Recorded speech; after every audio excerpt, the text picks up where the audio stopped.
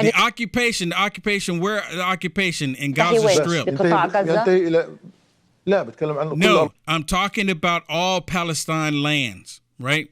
They don't even want to recognize Israel. أرض فلسطين.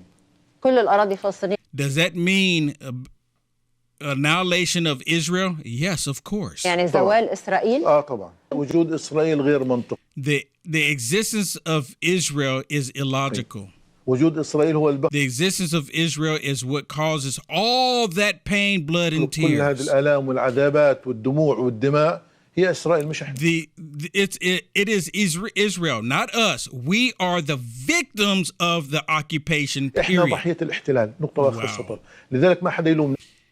Therefore, nobody should blame us for the terrible things that we do. He didn't say terrible things, but I'm putting in there because they did terrible things. Look what they did with the children and everything else. إحنا شو اللي بنعمله؟ في 7 أكتوبر. On October 7th, October 10th, October 1 million, I'm not sure what that means. Everything we do is justified. 10 أكتوبر في مليون أكتوبر إحنا اللي بنعمل مبرر. It is justified. مبرر.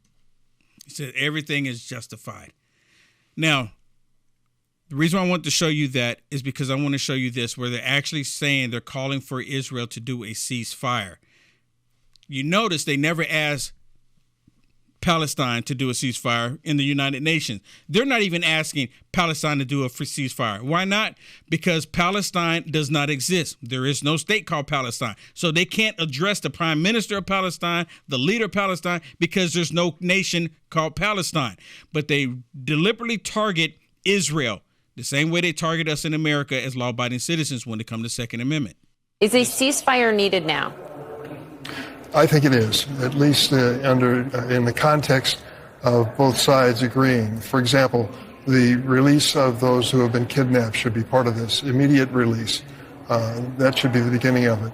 An effort should be made to engage in conversation between the Israelis and the Palestinians. Let's face it, this has gone on for decades. Whatever the rationale from the beginning, it has now reached an intolerable level. We need to have a resolution in the Middle East that gives some promise for the future. Have you told the president, the White House, you think it's time for a ceasefire? Because that is a word that the president is intentionally not using. Well, believe me, what I said earlier about ceasefires under circumstances, for example, the release of those who have been kidnapped as part of it, indication that this is a good faith effort on the part of the other side. I mean, really? So the reason why I want y'all to play that, because see, they're calling for a ceasefire. They're calling for a ceasefire. You know when a ceasefire was over? Listen to this one from our new Speaker of the House, Mike Johnson. Regarding Israel, while House Republicans are leading on approach, we're also leading the charge to support our cherished friend. And last week, in one of my first acts as Speaker, we passed a resolution reaffirming our commitment to Israel in its moment of peril. And now, as Israel begins the next phase of its war, it's been kind of disturbing to us. I've heard Democrats suggest that there needs to be a ceasefire. Let us be clear. We've been very clear about this. This is right here. This is the key statement. Been very clear about this. Listen to when he says the ceasefire was broken. And it's so profound, 100% true. Thank you, Mike Johnson. A ceasefire. Let us be clear. We've been very clear about this. There was a ceasefire. It was before October 7th, and Hamas broke it, and Israelis suffered unspeakable acts of evil, as you've heard even recounted here this morning. Israel doesn't need a ceasefire. It needs its allies to cease with the politics and deliver support now. And that's what we're doing. House Republicans plan to do that. We're going to do it in short order, and it provides Israel the aid it needs to defend itself, free its hostages, and eradicate Hamas, which is a mission that must be accomplished. All of this, while we also work to ensure responsible spending and reduce the size of the federal government to pay for that commitment to our friend and ally. We cannot waste any time getting Israel the aid it needs. We're going to work on that. And if we don't help Israel, what do you think is going to happen when they get done with the Jewish people? Is there anybody here thinking about that? Have you thought about that? What happens when they get done with the Jewish people? You're next. You're next. And people saying, nope, not going to be me, Will. I'm not giving up my weapons. I'm not giving up my firearms.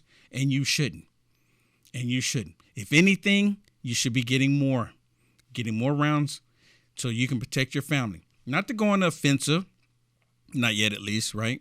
Not to go on offensive, but to defend your family, to protect your loved ones. That's what it's really about. To defend yourself from a tyrannical government. That's in the Constitution. And then what's really interesting to me is that when the feds and all of them hear you say that, oh my goodness, you're a threat. You're actually calling and inciting for violence. No, we're talking about the Constitution. You have a problem with the Constitution. That's where your problem comes in. Because we adhere to the Constitution. We are so thankful that God gave us his word. And he gave men the capability of writing the U.S. Constitution here in the United States of America. And you did hear me right. The Constitution is the second greatest document known to man, the first being the Holy Bible. How many of you disagree with that? What's interesting, I said that on Fascist Book, and this company out of Iran, this media company out of Iran, hit my page with a copyright strike on Facebook because I said that. You like the content Will Johnson is producing? To stay informed and up to date with the current events, go ahead and hit the thumbs up and subscribe to see more videos like this one. Also, to find Will Johnson, visit www.uaf.media.